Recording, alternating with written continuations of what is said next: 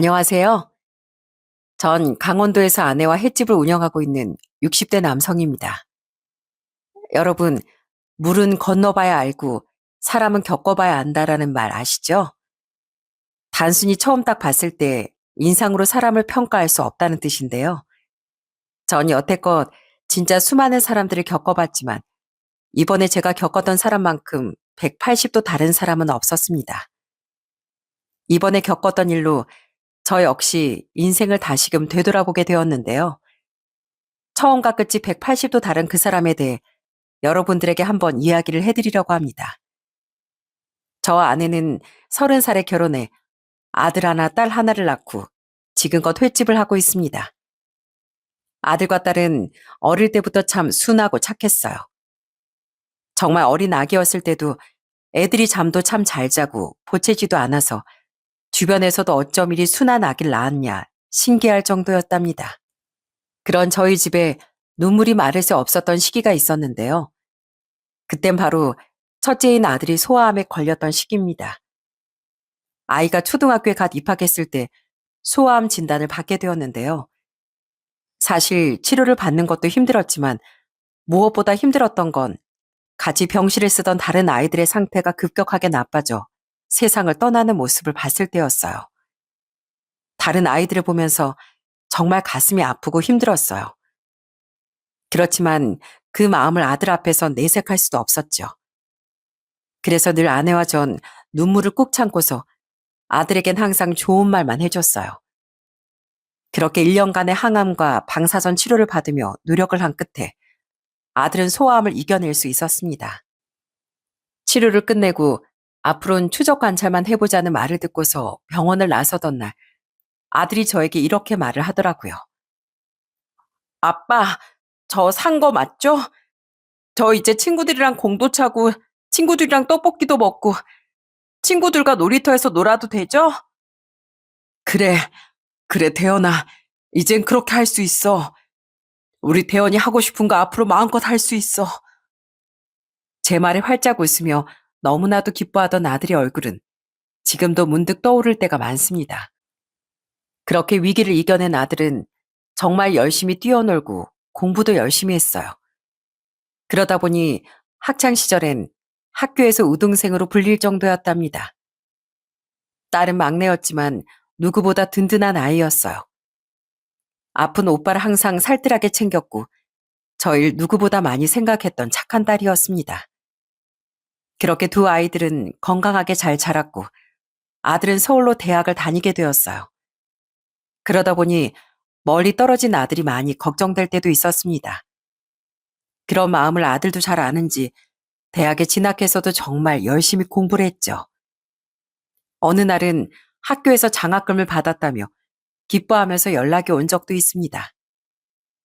아버지, 저 이번에 장학금 받게 됐어요. 이거 받으면 이번 학기 학비 보탤게요. 아니다, 태연아. 그걸로 너 사고 싶은 거 사. 장학금 받느라 얼마나 고생이 많았냐. 이번 학비 아버지가 다 낼 테니까 그걸로 너 사고 싶은 거 사고 생활비로도 좀 쓰고 그래라. 아니에요, 아버지. 이거 제 학비에 보태야죠. 아버지 다음엔 꼭 전액 장학금 받을 수 있게 제가 더 열심히 할게요. 효심 깊었던 아들은 멀리 있어도 항상 저를 참 잘 챙겼습니다. 그런 아들이 대학을 졸업하고선 취업이 조금 늦어졌어요. 그래서 졸업 후에 식당에서 저의 일을 도우며 알바를 하기도 했습니다. 딸은 강원도 내 대학을 졸업하고서 그때부터 저희와 함께 횟집에서 일을 했어요.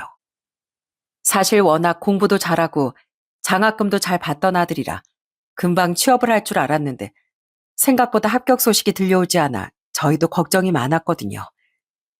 그래서 좀 오랫동안 아들이 횟집에서 알바를 했는데 사실 기가 죽지 않을까 저희도 노심초사했습니다. 그런데 아들은 그런 상황에서도 기가 죽지 않더라고요. 오히려 면접에서 떨어지면 스피치 연습도 하고 정말 많이 노력을 했어요. 한 번은 저에게 모의 면접 연습을 하자고 한 적도 있었습니다. 아버지, 저 약간 웃는 상은 아닌 것 같아서요. 면접관님들한테 기분 나쁘게 보일 것 같은데 제가 한번 해볼게요. 아버지가 면접관이라 생각하시고 진지하게 저 좀 봐주세요. 네, 저는 강원도에서 태어나고 자란 황대현이라고 합니다. 이 회사에 입사한 후 지금보다 더 좋은 회사를 만들 수 있게 최선을 다하겠습니다. 어때요? 보니까 얼굴에 진지함이 좀 부족한 것 같다, 아들. 너무 웃으려고 하지 말고 살짝 미소 지으면서 진지하고 간절한 모습을 보이면 더 좋을 것 같아. 네, 아버지. 그럼 제가 다시 해볼게요. 다시 좀 봐주세요. 그렇게 아들은 열심히 노력한 끝에 우리나라 굴지의 기업에 입사를 하게 되었습니다. 정말 그때 횟집 직원들이며 가족들 모두 너무나 행복해하고 기뻐했어요. 얼마나 좋았는지 전 직원들과 다 같이 축하 파티를 하기도 했답니다. 그 뒤로 취업을 한 아들은 가족들을 정말 살뜰하게 잘 챙겼어요. 특히나 가끔씩 오랫동안 근무했던 직원들에게 핸드크림 선물도 해주며 두루두루 사람들을 잘 챙기기도 했습니다.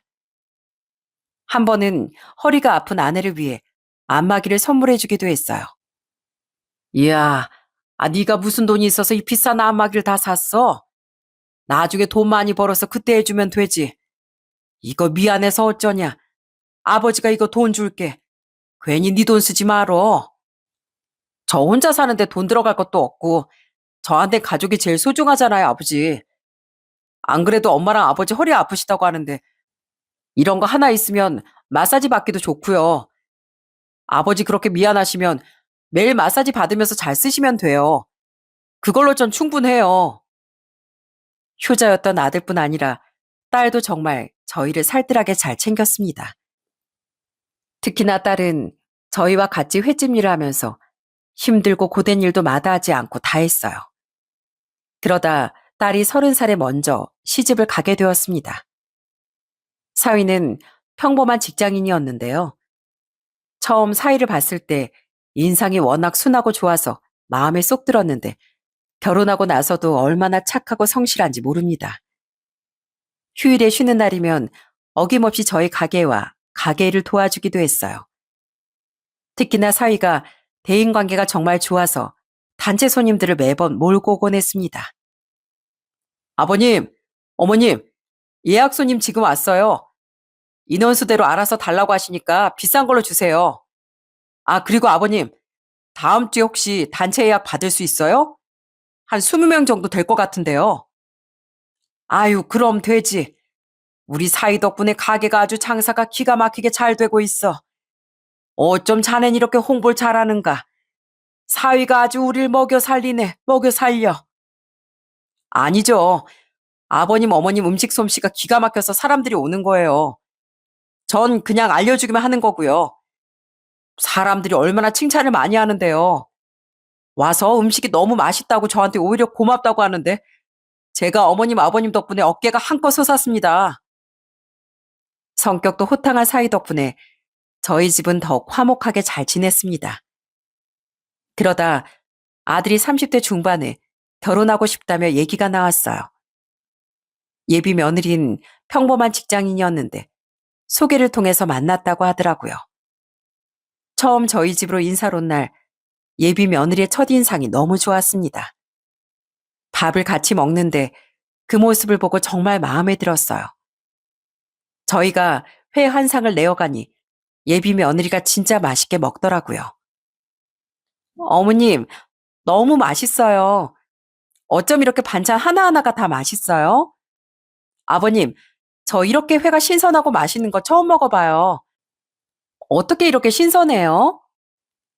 뭐야, 누가 보면 회 처음 먹어본 줄 알겠네. 그렇게 맛있어? 그럼 오늘 아주 배 터지게 먹어라. 부족하면 내가 또 해올 테니까 걱정하지 말고. 네, 아버님. 사실 저 이렇게 회 많이 먹어본 거 이번이 처음이에요. 저 시골 농촌에서 컸거든요. 서울에서 직장 다니면서도 이렇게 먹을 기회가 없었는데 진짜 너무 맛있어요. 싹싹하게 말하는 예비 며느리를 보면서 참 사람이 순박하고 모나지 않아 좋았습니다. 그렇게 식사를 하고서 얘기를 나누게 되었어요. 그러다 보니 예비 며느리 집안 사정도 알게 되었습니다. 그래, 부모님은 그럼 뭐 하시나? 그게 사실 아버진 시골에서 농사 지으시고 엄마는 안 계세요. 제가 8살 때 집 나가시고 한 번도 찾아오지 않으셨거든요. 실은 엄만 베트남 분이셨어요. 아버지는 어릴 때부터 굉장히 엄하셨고 농사를 지으시다 보니 바쁘셔서 부모의 사랑을 많이 받으며 자라지 못했어요. 오빠도 있긴 한데 커서는 연락을 자주 하는 건 아니고요. 그렇구나. 아이, 그런 사정이 있는 줄은 몰랐네. 네. 그래서 사실 저도 걱정이 많았어요. 제 성장 배경이 좋지 않다 보니 혹시라도 제가 마음에 들지 않으실까 싶어서 지금도 솔직히 마음이 무겁지만 이렇게 와서 어머님, 아버님 만나 뵈니 정말 좋으신 분이라는 게 느껴져서 저는 꼭 결혼하고 싶어요. 그래, 그래. 힘들고 어려운 환경 속에서도 그래도 밝게 잘 자란 것 같아. 우린 오히려 좋구나. 우리야 반대할 생각 없으니 둘이서 잘 결혼 준비해보렴. 처음에 며느리 얘기를 들었을 땐 정말 힘들고 외롭게 자랐다는 생각이 들어 안쓰럽기도 했습니다. 그렇게 결혼 준비를 하면서 상견례를 하게 되었어요. 예비 사도는 저보다 1살 어렸는데 처음 봤을 때 좀 깜짝 놀라기도 했습니다. 아무래도 농사를 지으셔서 그런지 저보다 연세도 많아 보이고 말수도 정말 없으셨거든요. 조용한 분위기 속에서 같이 식사를 하다가 거의 막바지쯤에 사돈께서 얘기를 하셨습니다. 사돈, 우리 딸이 많이 철이 없고 엄마 없이 자라다 보니 좀 힘들었습니다. 그렇지만 그런 부분들도 이해해 주시고 보듬어 주시면 정말 감사하겠습니다. 우리 딸이 잘 살기만을 바라는 거, 저는 그것만 바라고 있습니다. 결혼할 때 사실 제가 많은 거 못 해줍니다. 죄송합니다. 아니에요. 이렇게 따님을 훌륭하게 키워주신 것만으로도 굉장히 감사드립니다. 그래도 사도는 딸 결혼을 위해 어떻게든 잘해주려고 노력을 하셨습니다. 혼수라도 해주려고 며느리한테 1,000만 원은 줬던 것 같더라고요. 우리도 아들이 결혼한다고 하니 선물을 해주기로 했습니다. 그건 바로 신혼집을 구해주는 것이었어요. 그때 딸과 사이가 결혼할 땐 저희와 합가를 해서 특별하게 들어갔던 큰돈은 없었습니다. 그래서 먼저 사위와 딸에게 물어봤더니 너무나 당연하게 찬성을 해주더라고요. 그렇게 모두가 동의하에 아들 내외에게 신혼집을 구해주기로 했습니다. 그렇게 저희는 아들 내외를 불러 얘기를 했어요. 처음엔 신혼집을 어떻게 할 건지 물어봤습니다. 그래, 너희 신혼집은 어떻게 잘 알아보고 있냐? 네, 아버지. 제가 모아둔 돈이랑 대출 받으려고 생각하고 있어요. 네, 아버님. 저희 욕심 안 내고 작은 집부터 시작하려고요. 그래, 좋은 생각이다. 근데 내가 생각해보니 이럴 때 부모가 좀 도와주면 좋을 것 같다 싶구나. 너희한테 그래서 집 한 채를 해줄 생각이다. 어차피 대출을 받아야 한다면 부모 도움 받아서 이자 안 나가게 하고 차곡차곡 돈 모으는 게 좋지 않겠니? 알아보니까 서울 집값도 많이 비싸던데 그렇다고 내가 큰 평수 못 해주고 한 25평짜리로 해줄 수 있을 것 같구나. 아버님, 그렇게 해주시면 저희야 너무 감사하죠. 단, 내가 조건이 좀 있다. 우선은 우리 명의로 하고 나중에 애 낳고 나서 너희들 잘 살고 잘 지내면 그때 너희 집으로 돌려주마. 그렇게 아들 내외는 서울의 25평짜리 아파트를 신혼집으로 마련해 결혼 생활을 하게 되었습니다. 며느린 결혼 후에도 정말 저희한테 잘했어요. 아무래도 멀리 살다 보니 자주 오지 못했지만 계속 안부 전화도 해오고 살뜰히 챙겼습니다. 특히나 강원도에서만 지냈던 저와 아내를 위해 요즘 세대들이 좋아하는 카페 투어도 같이 갔다 온 적이 있어요. 그때 아들이 바빠서 집에 못 왔었는데 며느리 혼자서 왔었습니다. 어머님, 아버님, 오늘 가게 쉬는 날이죠? 날씨도 이렇게 좋은데 우리 카페 투어 가요. 요즘 유명한 카페 거리 있거든요. 거기 저랑 같이 가시는 거 어때요? 거기서 사진도 찍고요. 다 늙은 우리랑 가면 무슨 재미야? 우린 괜찮으니까 나중에 아들이랑 같이 갔다 와라. 아니면 네 신우랑 둘이서 다녀오든지. 에이, 다 같이 가야 재밌죠. 전 아버님, 어머님이랑 다 같이 가는 게 더 좋을 것 같은데요? 이렇게 데이트하려고 오늘 온 건데. 네? 같이 가요. 가서 제가 진짜 멋있게 사진 찍어드릴게요. 요즘 어떤 게 유행하는지 아버님, 어머님도 한번 드셔보세요. 그렇게 며느린 싹싹하게 정말 잘했어요. 결혼 1년 차 명절엔 한사코 연휴 날부터 내려오겠다며 내려오더니 연휴 내내 같이 즐겁게 시간을 보내기도 했습니다. 사실 시댁에 오는 게 불편할 수도 있는데 그런 티를 한 번도 내지 않고 늘 재밌게 지내다가 가니 저희는 너무 감사하고 고마웠어요.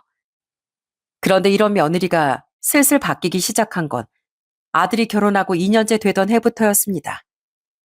어느 날 아들이랑 같이 내려온 며느리를 딱 봤는데 없던 쌍꺼풀이 생겼더라고요.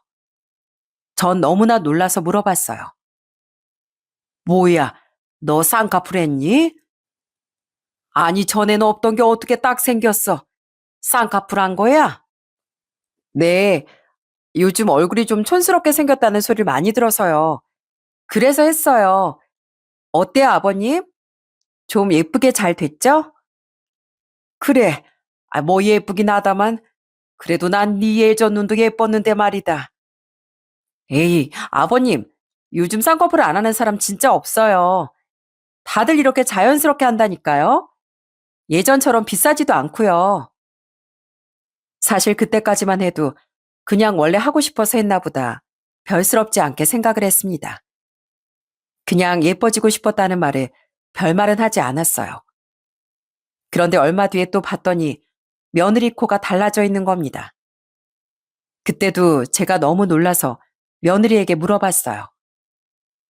얘, 너 코 했니? 아니, 눈 안 지 얼마나 됐다고 코까지 했어? 그때 상담받아 보니까 코가 좀 매부리 코 같아서 했는데 잘 됐죠, 아버님? 완전 연예인 코 같지 않아요? 그래, 뭐 예쁘긴 하다만 아무리 그래도 무슨 돈이 있어서 눈이랑 코랑 이렇게 하는 거야. 코는 또 수술비가 비싸다고 하던데. 네, 제가 전부터 꼭 하고 싶어서 열심히 모아서 했어요. 그래도 하고 싶었던 건데 막상 하니까 너무너무 좋은 거 있죠, 아버님? 해맑게 웃는 며느리를 보면서 전 아무 말도 하지 못했습니다. 그렇지만 속으론 걱정이 스멀스멀 올라오더라고요. 그러던 어느 날 저희는 한 가지 깜짝 놀랄 사실을 듣게 되었어요. 그건 바로 며느리가 직장을 그만뒀다는 소식이었어요. 저희는 몰랐는데 우연히 아들 휴가 계획을 물어보다가 알게 되었습니다. 그때가 이미 며느리가 회사를 그만둔 지 한 달이 넘은 상황이었어요. 저희는 처음엔 회사에서 뭐 안 좋은 일이 있거나 그래서 그만둔 줄 알았는데 그게 아니었어요. 대연아, 예림이가 회사 그만뒀으면 얘기를 해야지. 왜 지금껏 말을 안 했어? 대체 왜 그만둔 거야? 뭐 무슨 일이라도 있었던 거냐? 아니요. 무슨 일이 있어서 그만둔 건 아니고 아내가 임신 준비를 하고 싶다고 해서 그만둔 거예요. 아무래도 직장 다니면서 스트레스도 많이 받고 그러면 임신하기 힘드니까 그 전에 건강도 좀 챙기고 그러고 싶다고 해서요. 뭐? 아무리 그래도 임신 준비한다고 잘 다니던 직장을 그만둬? 요즘 외벌이가 쉽지 않을 텐데. 그래도 애 낳기 전에 좀 여유 자금도 모아두고 그러면 좋지 않냐? 아버지, 제가 앞으로 잘할게요. 그래도 저희 아내가 다 생각이 있어서 그런 것 같아요. 평소에도 일 때문에 스트레스 많이 받기도 해서요. 아이를 위해서 그런 거니까 이해해 주세요. 제가 잘할게요. 그래, 알았다. 우리 아들이 당연히 잘하겠지. 사실 저희 생각으론 조금은 놀라운 선택이긴 했지만 그래도 다 큰 성인이고 부부이니 알아서 잘할 거라 믿었습니다. 그러다 어느 날 며느리를 딱 봤는데 살이 부쩍 쪘더라고요. 처음엔 임신을 한 거 아닌가 싶은 생각이 들 정도였습니다. 그런데 물어보니 임신은 아니라고 했어요. 근데 반면에 아들은 결혼했을 땐 80대 중반에 좀 덩치도 있었는데 70대 후반으로 거의 7kg가 빠졌다고 했습니다. 그래서 걱정된 마음에 아들에게 물어본 적도 있었어요. 태연아, 요즘 너 일이 좀 힘드니? 왜 이렇게 살이 많이 빠진 거야? 며느린 좀 살이 쪘던데 뭐 너 스트레스 받는 일이라도 있어? 아, 아니요, 아버지. 저 요즘 운동하고 있어서 그래요. 그래서 살이 좀 많이 빠졌나 봐요. 그래? 참 희한하다. 너랑 며느리랑 먹을 건 같이 먹을 텐데 한 명은 찌고 또 한 명은 빠지니 원. 무슨 일 있는 건 아니지? 아, 네, 없어요. 걱정하지 마세요. 그때까지만 해도 별일 없다는 아들의 말을 굳게 믿었습니다. 그런데 아들이 결혼하고서 3년 차부터 며느리의 태도가 확 달라지고 말았어요. 거의 아들 혼자서 집에 오기 시작했습니다. 한 번은 명절이었는데 아들 혼자 집에 왔더라고요. 아무 말도 없이 혼자서 왔길래 놀라서 아들에게 물었습니다. 아니, 왜 너 혼자 왔어? 며느리는? 뭐야, 니들 싸운 거야? 그래서 너 혼자 온 거야? 아니에요. 사실 장인어른이 몸이 좀 안 좋아서 아내가 거기 먼저 가겠다고 해서 그러라고 했어요. 엄마 아버지한테 말씀드린다는 걸 제가 정신이 없어서 연락을 먼저 못 드렸네요. 죄송해요. 뭐? 아니, 사돈께서 편찮으시다고? 아니, 어디가 어떻게 편찮으신데? 그러면 우리 아들 전화를 먼저 해주지. 상황이 이러이러해서 못 간다고 얘기라도 해야지. 그런데 제 말에도 아들은 묵묵부답 말을 안 했습니다. 그때 딱 느낌이 좀 이상하다고 느꼈어요.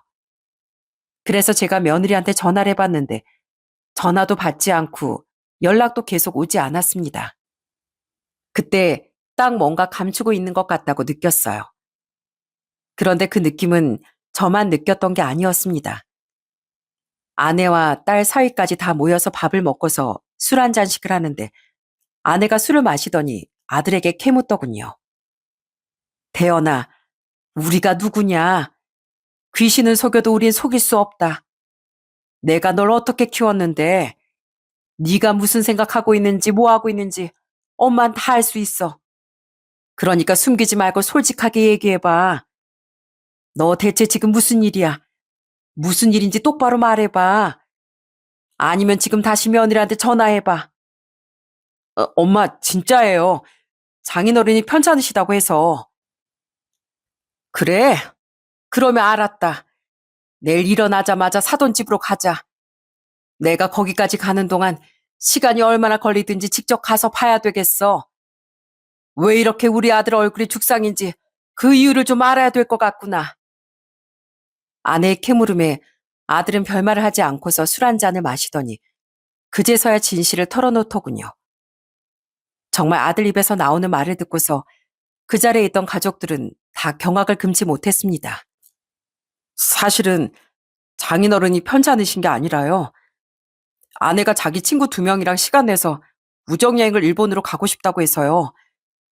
친구들도 다 직장 다니다 보니 이번이 아니면 시간도 없다고 해서 빠질 수 없는 일이라고 그래서 갔다 오겠다고 해서 보내줬어요. 사실대로 말씀드리면 엄마 아버지가 실망하실까봐 말씀을 못 드렸어요. 뭐라고? 아니 그렇게까지 거짓말을 쳐가면서 여행을 갔다고? 우리 며느리가 그런 애였니? 그런 애였어? 그러니까 아무 말도 못하고 네가 죽상이었던 거야? 죄송해요. 아내가 너무 가고 싶어 해서요. 아니 일도 그만뒀다는 애가 무슨 돈으로 일본 여행을 간다는 거야? 니들 지금 어떻게 지내는 거냐? 어? 어떻게 지내고 있는 거냐고? 그게 아내가 어릴 때부터 안 해본 것도 많고 가난하게 살고 사랑도 부족하게 받다 보니까 너무 안쓰러워서 결혼하고서 하고 싶은 거 다 하라고 카드도 주고 경제권도 다 맡겼거든요.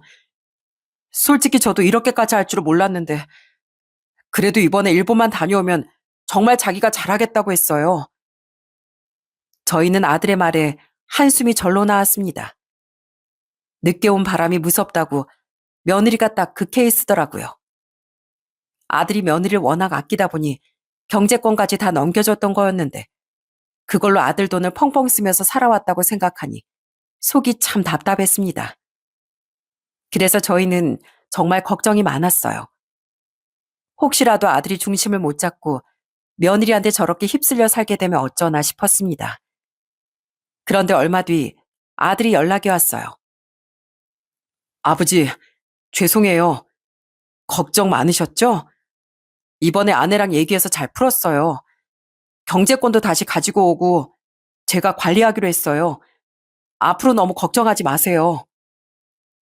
그래, 그렇게 했다니 다행이다만, 아니 왜 이렇게 며느리한테 이것저것 다 퍼다 준 거냐? 아무리 그래도 정도가 지나치면 그러지 말아라고 해야지. 사실 아버지, 전 빨리 제 아이 많이 낳고 싶거든요. 아내도 아이를 많이 낳고 싶어 하는데 아이 낳기 전에 해보고 싶은 게 있다고 해서 그거 들어준 거예요. 아이 낳으면 솔직히 애들 돌보느라 하고 싶은 거 못하니까 그 전에 다 하고 싶다고 해서요. 근데 이젠 아내랑 잘 얘기해서 정리했어요. 아들의 얘기를 듣고 보니 심정이 이해는 갔습니다. 워낙 아들이 애들을 어릴 적부터 좋아하기도 했거든요. 부부 사이의 갈등이야 생길 수 있는 것이고, 그래도 둘이서 잘 정리를 했다고 해서 그런 줄 알았죠. 그런데 얼마 지나지 않아 집에 온 아들 내외를 보고서 정말 깜짝 놀랄 수밖에 없었습니다. 오랜만에 온 아들 차가 바뀌어 있더라고요. 그것도 외제차로 말이죠. 아니 이게 뭐야? 너 언제 차를 바꿨어? 이거 비싼 차 아니니? 아유, 너희 형편에 지금 수입차를 사는 게 말이 되냐? 이건 대체 왜 산 거야? 아내가 친정 갈 때마다 버스 갈아타는 게 너무 힘들다고 해서요. 그래서 저번에 본인이 샀더라고요. 그렇다고 환불하라고 할 수도 없고, 그래도 중고차로 샀으니 다행이죠. 아버님, 이거 별로 안 비싸요. 진짜 새 차 사는 거에 비해선 완전 헐값으로 샀어요. 중고차지만 그래도 쓸만해요. 한번 시승식 해보실래요? 어두운 아들의 표정에 비해 며느리의 표정은 한껏 밝았습니다. 그 모습을 보고선 도저히 안 되겠다 싶어서 며느리한테 그래도 한 소리를 해야 되겠다 싶더라고요. 그런데 며느리가 뭐라고 했는지 아시나요? 정말 며느리의 말을 듣고서 기가 막혀 말문이 막혔습니다. 며느라, 아무리 그래도 돈을 차곡차곡 모아둬야 하지 않겠니? 지금이야 둘이서 생활한다지만 나중에 아이까지 태어나면 빠듯할 수도 있는데 말이야. 아버님, 현생을 즐겨야죠. 나중에 애 낳고 나면 그때 생각해도 늦지 않아요. 그래, 네 말도 맞는데 내가 살다 보니까 미리 준비를 하는 것도 좋은 일인 것 같아서 말하는 거다. 아버님, 저희 일은 저희가 알아서 할게요. 네? 저희 결혼할 때 그러셨잖아요. 다른 거 필요 없고 잘 사는 모습만 보여달라고. 저희 이렇게 잘 살고 있는데 기쁘지 않으세요? 요즘 이렇게 며느리한테 잔소리하면 며느리들이 얼마나 싫어하는데요. 그러니까 저희 건강하게 행복하게 잘 살 테니까 좀 지켜봐 주세요. 그렇게 싹싹하고 착했던 며느리는 어디 갔는지 정말 한순간에 달라진 태도를 보면서 너무나 화가 나기도 하고 아들 걱정에 저나 아내나 잠을 설칠 때가 많았습니다. 아무리 뭐라고 해도 며느린 귓등으로도 안 듣더라고요. 그러다 아들이 어느 날은 술을 한잔 했는지 전화가 왔습니다. 아버지, 저 요즘 진짜 답답해서 못 살겠어요. 아내가 정말 딴 사람 같아요. 무슨 일이라도 있는 거냐? 그게 아내 친한 친구 아버지가 돌아가셨는데 부의금으로 얼마나 했는지 아세요? 무려 200만 원이나 보냈더라고요. 제가 왜 그렇게 많이 보냈냐 하니까 친한 친구인데 이 정도도 못 해주냐고 오히려 막 저한테 화를 내는데 진짜 솔직히 치사해서 이런 말 안 하려고 했는데 제가 밖에서 뼈 빠지게 벌어온 돈이잖아요. 근데 어떻게 저한테 말 한마디 없이 그 돈을 쓸 수가 있어요? 저도 이제 인내심의 한계가 와요. 이 사람은 제가 가만히 있으니까 그냥 제가 밥으로 보이는가 봐요. 전 아내가 좀 더 많은 걸 누리게 해주고 싶었던 건데 점점 도가 지나치는 것 같아요. 그렇게 아들의 전화를 받고서 저와 아내의 근심 걱정은 날로 커져만 갔습니다. 그로부터 며칠 뒤가 황금 연휴였어요. 아들도 일을 쉴 때고 그럼 하루라도 집에 올까 싶어서 미리 물어보려고 아들에게 연락을 하게 됐습니다. 그런데 아들에게 전화를 해도 며칠 동안 연락조차 오지 않더라고요. 며느리도 마찬가지로 전화를 받지 않았고요. 거의 3일 동안 전화를 해봤지만 연락이 되지 않자 슬슬 걱정이 되기 시작했어요. 결국 좋지 않은 느낌에 전 아내와 차를 끌고 아들네 집으로 갔습니다. 아들 집 앞에 도착을 해서 또 전화를 했더니 그때도 역시나 전화를 받지 않았어요. 그래서 저희는 아들에게 문자를 보냈죠. 아들아, 우리 니네 집 앞이다. 무슨 일 있니? 이거 보면 연락 줘라. 엄마 아빠 걱정된다. 이렇게 보낸 뒤 30분이 지나자 아들이 그걸 보고선 연락이 왔습니다. 아버지, 죄송해요. 뭐가 죄송한데? 그나저나 너 목소리가 왜 그러냐? 너 지금 어디야? 저 지금 집 아니에요. 지금 잠깐 혼자 다른 곳에서 지내고 있어요. 뭐? 아니, 왜 집에 안 들어가고 밖에 있어? 그게, 아버지 그냥 제가 집으로 갈게요. 아버지 먼저 올라가 계세요. 그렇게 아들과의 통화가 끝나고서 전 아들네 집으로 올라가게 되었습니다. 며느리도 전화를 받지 않으니 그냥 올라가서 초인종을 누를 수밖에 없었어요. 그러자 문은 열리지 않고 인터폰으로 며느리 목소리만 들리기 시작했습니다. 아버님, 아니 여기까지는 어쩐 일이세요? 연락도 없이? 내가 지금 못 올 때 왔냐? 일단 들어가서 얘기 좀 하자. 문 좀 열어다오. 네? 아니 아버님, 제가 지금 씻지도 않고 솔직히 몸도 좀 안 좋아서요. 이렇게 갑작스럽게 찾아오시면 제가 좀 난감하죠. 아들이랑 통화 다 했다. 이제 온다니까 먼저 올라가 있으라고 했어. 오래 있을 것도 아니고 잠깐 얘기만 하자꾸나. 며칠 동안 연락도 없길래 여기까지 나랑 네 시엠이랑 같이 왔다. 그래도 여기까지 왔는데 잠깐 얼굴이라도 보자. 아무리 그래도 그건 아니죠. 솔직히 연휴 땐 쉬는 거 맞잖아요. 이렇게 오실 거면 저한테 미리 연락을 하고 오셨어야죠. 아버님, 죄송한데요. 저 지금 몸이 진짜 안 좋아서요. 나중에 연휴 끝나고 오세요. 그러더니 며느린 인터폰까지 꺼버리고 문도 열지 않았습니다. 정말 기가 막히고 어이가 없었어요.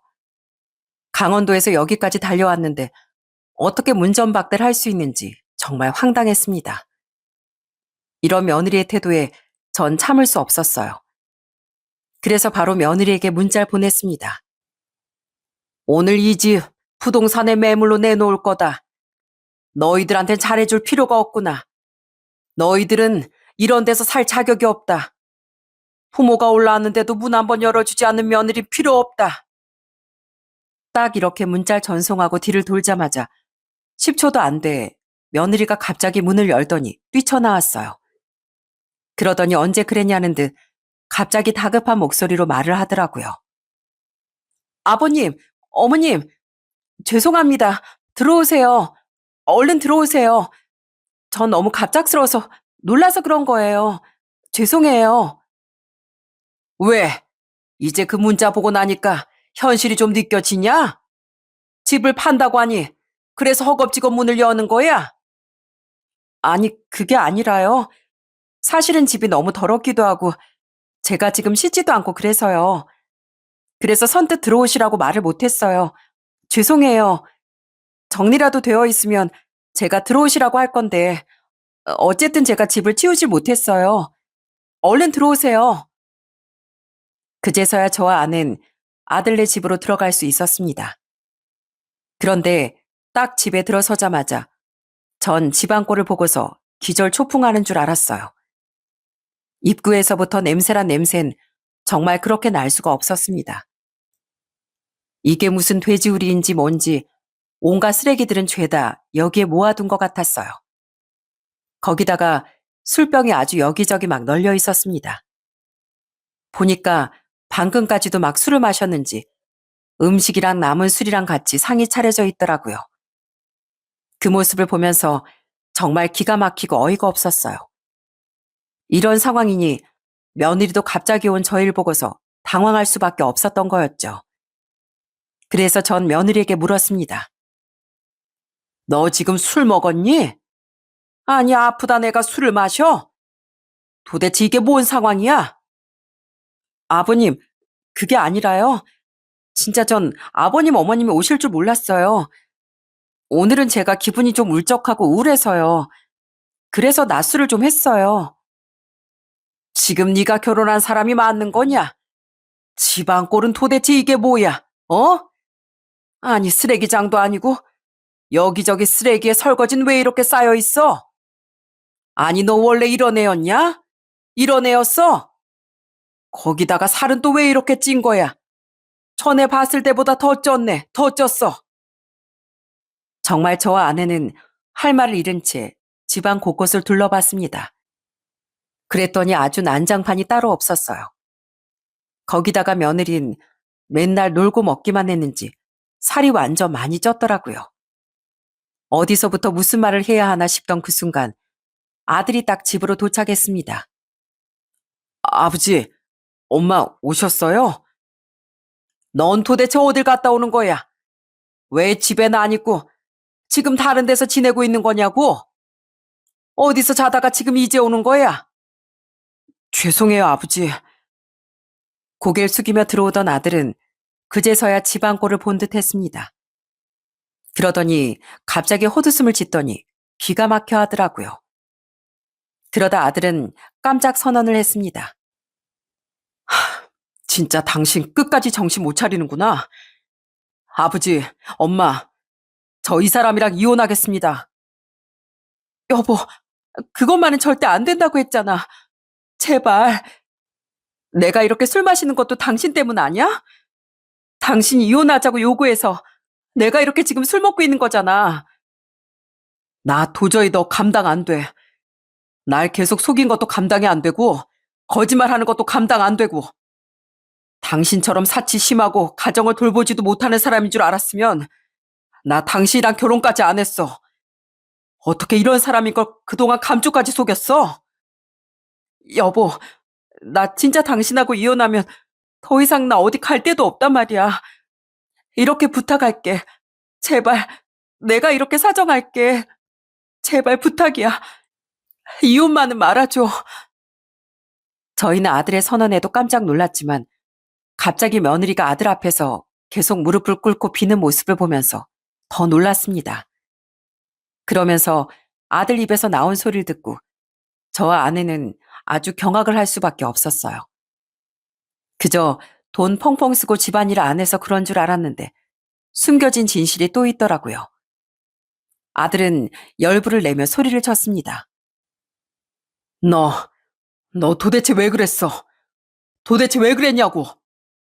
내가 그동안 애 갖고 싶다고 수천 번을 말했잖아. 너도 그때 아이 갖겠다고 했잖아. 근데 왜 그랬냐고. 나한테 거짓말까지 하면서 내 앞에선 애 갖고 싶다고. 근데 임신이 잘 안 되는 것 같다고 그러더니 뒤에선 피임을 하고 있었어? 어떻게 나한테 그래? 여보, 여보, 그게 아니라. 뭐가 그게 아니야? 네 옷장 속에서 나온 그 약. 그 약 피임약이었잖아. 한 통도 아니고 몇 통씩이나 지금껏 쭉 먹으면서 피임해왔잖아. 아니야? 뻔히 증거 있으면서도 아니라고 할 거야? 지금껏 날 이용해 먹은 거야? 네가 힘들게 자라고 외롭게 자라고 상처가 커서 어떻게든 보듬어 주려고 했어. 너랑 결혼해서 잘해주고 싶고 행복한 가정 꾸려서 살고 싶어서 너랑 결혼했는데 어떻게 나한테 이렇게 실망만 줘? 애를 낳기 싫으면 낳기 싫다고 말을 해야지. 그렇게 날 꼬드겨 놓고선 애 낳고 싶다고 직장도 그만두고 스트레스 받는다고 하고 싶은 대로 다 하고 살았으면서 너 같은 애랑은 도저히 못 살아. 도저히 내가 널 보듬어 줄 수가 없다고. 부모님한테도 이제 더 이상 할 말도 없고.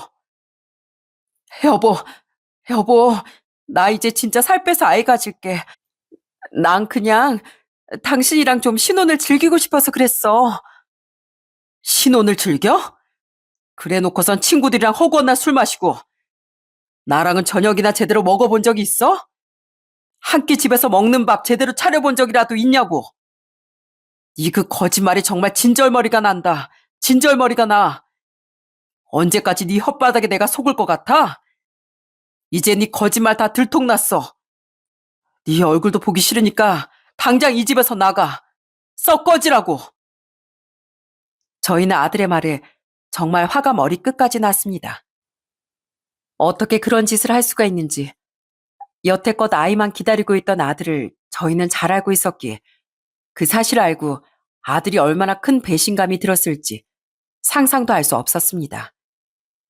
근데 며느리는 더 이상 아들이 자신의 말을 들어줄 것 같지 않으니 저희에게 매달리더군요. 아버님, 아버님, 제발 저 사람 좀 알려주세요. 엊그저께 저한테 이혼 통보하고 지금 집 나가서 오늘 처음 온 거예요. 그러더니 또 이혼하자고 하잖아요. 제발 좀 알려주세요. 뻔뻔하게도 그 상황에서 저희에게 말려달라고 하는 며느리를 보며 진짜 기가 찼습니다.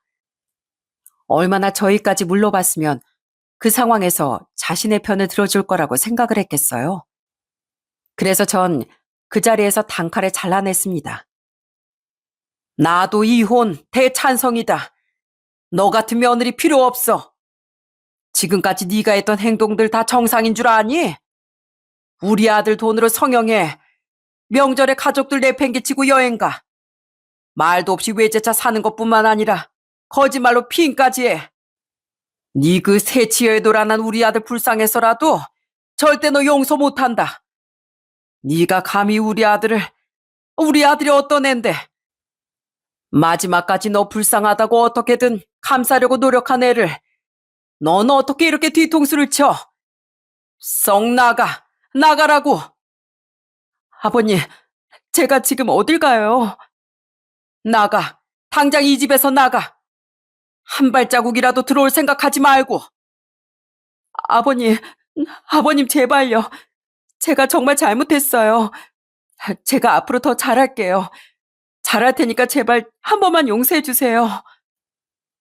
그렇게 애원하는 며느리를 아들이 붙잡고선 밖으로 내쫓아 버렸습니다. 정말 폭풍이 한 차례 휘몰아치고 간 것 같았어요. 거기에 있던 아들, 아내, 저 모두 한동안 말을 잇지 못했습니다. 그러다 아내가 집안을 하나하나 치우기 시작했어요. 그러니 저도 아들도 같이 뒤따라 집을 치웠습니다. 그렇게 묵묵히 집을 다 청소하고 나서야 말이 나오더라고요. 아들은 저희에게 사과를 했습니다. 엄마, 아버지, 정말 죄송해요. 제가 미리 말씀드렸어야 하는 건데 걱정하실까봐 차마 전화도 못 받았어요.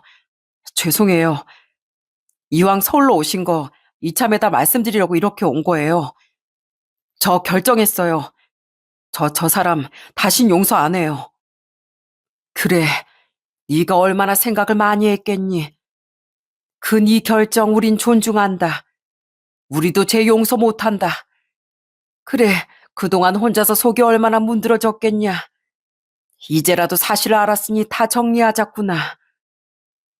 아들은 저의 말에 눈물만 뚝뚝 흘렸습니다. 아들은 그래도 상황을 풀어보려고 그동안 며느리한테 울며 불며 달래보기도 하고 화도 내기도 했다고 하더라고요. 그런데도 며느리는 아들이 화내면 미안하다고 싹싹 빌다가 금세 태도가 또 달라지고 또 아들이 못 살겠다고 하면 다시 또 울며 불며 빌다가 또 달라졌다고 했습니다. 결국 아들은 한계에 도달했던 거죠. 그 뒤로 아들은 이혼을 신청했어요. 그리고 며느리가 쓰던 카드도 다 정지시켰습니다. 그랬더니 며느린 그 뒤로도 계속 아들에게 절대 안 된다며 매달리고 매달렸던 모양이더군요. 전처럼 그렇게 매달리면 아들이 못 이기는 척 받아줄 거라고 생각했던 것 같습니다. 근데 그건 며느리의 착각이었어요. 아들은 끝까지 냉정하게 잘라냈습니다. 그렇게 아들이 꿈쩍도 하지 않자 강원도까지 찾아와 저희에게 빌기도 했어요. 아버님, 어머님, 제발요. 저 용서해 주실 때까지 여기서 한 달이고 1년이고 일할게요. 네? 제발 한 번만 용서해 주세요. 제가 잠깐 정신을 놓았었나 봐요. 제발요. 정말 죄송해요. 가게 입구에 무릎 꿇고 앉아서 비는 며느리를 보면서 정말 화가 너무 났습니다. 어떻게 내쫓아야 하나 생각하고 있었는데 그때 우리 딸이 물고기를 담아둔 수조에서 물을 한껏 떠오더니 바로 며느리에게 싹 뿌려버리더군요. 그러더니 소리를 쳤습니다. 네가 감히, 네가 뭔데 우리 오빠 눈에 눈물 나게 해? 내가 안 그래도 서울까지 올라가려다가 겨우겨우 참았는데 잘 됐다. 어디서 우리 오빠 힘들게 해? 어머, 아가씨, 이게 뭐 하는 거예요? 그 물을 여기다가 뿌리면 어떻게 해요? 왜? 더러워? 들어보니 네가 살던 그 집은 돼지우리보다 더하다고 하던데 이 물이 더 깨끗하다. 그리고 여기가 어디라고 이렇게 찾아와? 아가씨, 저 어머님 아버님이랑 얘기하려고 온 거예요. 그러니까 아가씨는 빠져요. 뭐? 나보다 2살이나 더 어린 게 아주 까불고 있어. 아주 내가 오늘 제대로 너 정신교육 시켜줄게. 일로 와. 그렇게 딸이 며느리에게 다가가자 며느리는 화들짝 놀라 그 자리에서 일어나더니 불이 나게 달아나고 말았습니다. 며느린 아들 돈으로 호의호식하면서 직장도 그만두고 편하게 살려고 했던 모양이었어요. 요즘엔 이런 여자들이 많다고 하던데 어떻게 우리 아들한테 이런 일이 있을 수가 있는지 정말 속이 상했지만 그나마 지금이라도 끝이 난 게 한편으론 다행이라는 생각도 듭니다. 그렇게 아들은 이혼을 하게 되었는데 며느린 진짜 끝까지 생각이 없던 아이더라고요. 이혼할 때 며느리와 아들 사이엔 애도 없고 며느리가 재산 기여도도 없으니 며느리 몫은 없었거든요. 다만 전에 중고차를 할부로 샀던 건 며느리 명의라 그게 또 빚으로 생겼던 모양이더군요. 그랬더니 끝까지 그 돈만 갚아주라고 그러면 깔끔하게 이혼하겠다고 아주 뻘소리를 다 했답니다. 아주 끝까지 못돼 먹은 여자였더라고요. 그렇게 며느린 이혼을 하고서 친정으로 갔다고 하지만 뭐 거기서도 반가워할 상황은 아니었겠죠. 그래서 지금은 아들 집은 그냥 팔아버리고 아들 혼자서 작은 집을 얻어 살고 있습니다. 가끔씩 아들과 통화를 하는데 그래도 한결 목소리가 좋아졌어요. 아들, 그래 요즘 어떻게 지내냐? 힘들진 않고? 일은 어때? 아버지, 저 요즘 신경 쓸 일도 없고 너무 좋아요. 요즘은 운동도 꼬박꼬박 다니고 있고요. 쉬는 날엔 여행도 다니면서 스트레스도 풀고 있으니까 걱정하지 마세요. 그래, 다행이구나. 네가 그렇게 잘 지내면 엄마 아빠는 걱정이 없다. 네, 엄마한테도 걱정하지 마시라고 전해주세요. 엄마랑 아버지한테 좋은 모습 보이지 못해 너무 죄송해요. 하지만 앞으론 잘 사는 모습 보여드리려고 제가 노력할게요. 그렇게 아들은 평범하고 행복한 일상을 찾기 위해 스스로도 많은 노력을 하고 있습니다. 저희는 묵묵히 기다리며 아들을 믿어주고 있어요. 그래도 전보다 많이 밝아진 것 같아 다행이라고 생각합니다. 딸과 사이도 그날 이후론 저희한테 더 많은 신경을 쓰고 있어요. 그런 모습들이 보여서 참 고맙기도 하답니다. 이번 일은 모든 가족들에게 정말 충격적인 일이기도 했는데요. 그래도 온 가족들이 똘똘 뭉쳐서 기운을 차리려고 노력하다 보니 그래도 서서히 극복해 나가게 되는 것 같습니다. 살다 보면 참 힘든 일들이 많은 것 같아요. 그렇지만 위기가 기회가 되는 것처럼 이번 일 또한 나중에 삶에서 좋은 자양분이 될 거라고 생각합니다. 여러분들에게도 이런 위기가 찾아올 수도 있겠지만 전화위복이라는 말처럼 불운한 상황이 나중에 좋은 결과로 다시 돌아올 수 있다는 걸 믿고 묵묵히 그 위기를 극복하려고 노력하다 보면 좋은 일이 생길 거라고 생각합니다.